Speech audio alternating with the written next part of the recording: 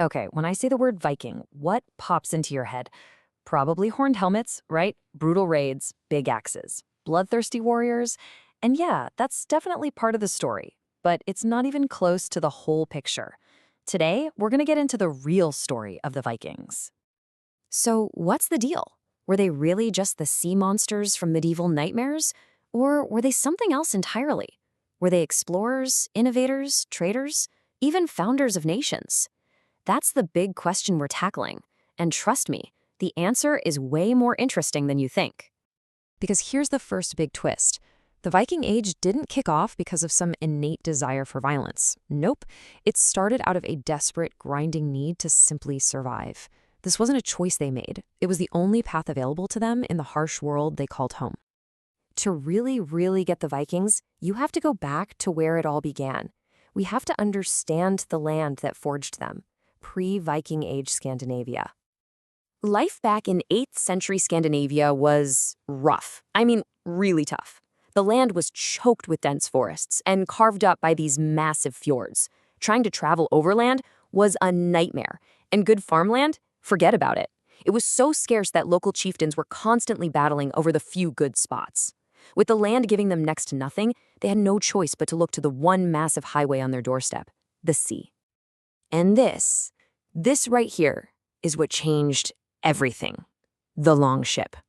This thing was an absolute masterpiece of engineering.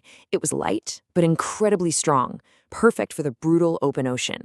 But, and this is the genius part, it had a super shallow bottom, which meant it could sail right up rivers, deep into the heart of Europe, where no one expected an attack from. It was fast, it was maneuverable, it was the perfect tool for lightning-fast raids and for profitable trade. The Longship didn't just carry warriors, it carried their entire world of ambition with it. So, with this incredible new technology in their hands, the Scandinavians were totally transformed. What had been an age of exploration and trade quickly, and I mean quickly, became the age of terrifying raids. It all kicked off in 793 with the now infamous raid on the monastery at Lindisfarne. That single event sent absolute shockwaves across Christian Europe. And from there, it just escalated. What started as these small seasonal raids in the summer quickly grew into massive fleets. I mean, by 845, they weren't just hitting little coastal villages anymore. They sailed a fleet of 120 longships up the river Seine and basically held the city of Paris hostage until they were paid a massive ransom. And this right here tells you everything you need to know about the Viking mindset. That attack on Lindisfarne, it wasn't just some random act of pagan rage. To them, it was a perfectly logical business decision. You've got this isolated place, it's completely undefended, and it's stuffed with gold and silver. It was just a cold, hard calculation of risk versus reward. It was easy pickings. But you know, a strategy of just raiding and plundering can only get you so far.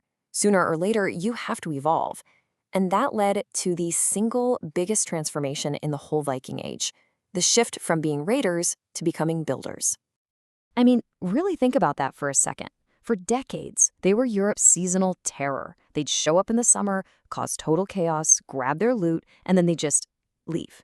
But what happens when they stop leaving? What happens when the nightmare decides to stay for the winter, and then just decides to stay for good? This was the big pivot. The whole goal changed. It went from seasonal plunder to permanent settlement. Their tactics went from hit-and-run raids to farming, trading, and eventually to actually building nations.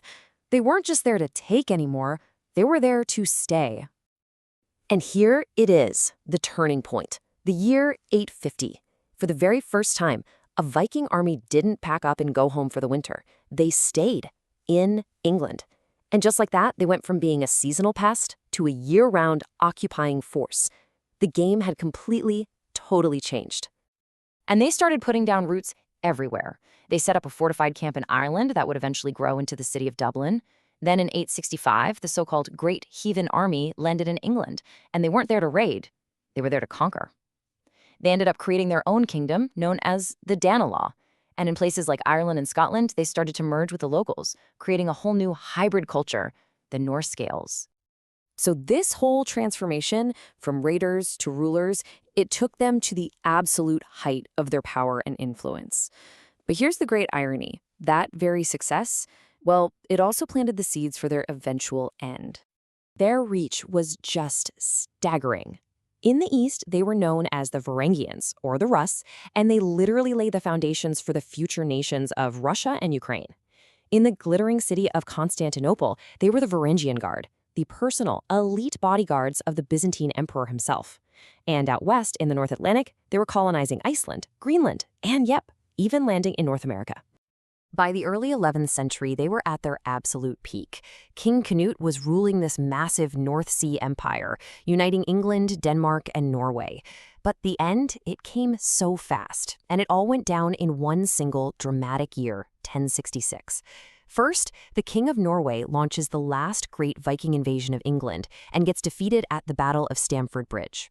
Then, just a few weeks later, the English king who just won that battle is himself defeated and killed at the Battle of Hastings. And here is the ultimate plot twist. The guy who won the Battle of Hastings? William the Conqueror, the Duke of Normandy? And where did the Normans, the Northmen, come from? You guessed it. They were the direct descendants of Viking raiders who had been given land in France generations before. The Viking Age was effectively brought to an end by Vikings. So, if they just kind of faded away, what did they leave behind? Well, as it turns out, their legacy is all around us, often in places we would never, ever expect. Just take the English language, the one I'm speaking right now. Hundreds of our most common, everyday words come straight from Old Norse, the language of the Vikings. Words like sky, egg, give, take, even skull. These are all direct linguistic fossils from the days of the Danelaw. They didn't just conquer the land, they literally shaped the words we still use today. And this really gets to the heart of it all. The Vikings didn't vanish because they were wiped out in some epic battle. They vanished because they were so good at what they did. They adapted and integrated everywhere they settled. They absorbed local cultures and were absorbed right back. Until eventually, they weren't a separate people anymore. Their end wasn't a story of defeat. It was a story of ultimate transformation. So the next time you look up at the sky or see the word window, maybe you'll think of the Longship. The story of the Vikings is the perfect reminder that history is never just simple good guys and bad guys. It's a messy, complicated story of necessity, of innovation, and of adaptation. And its echoes are still shaping our world 1,000 years later.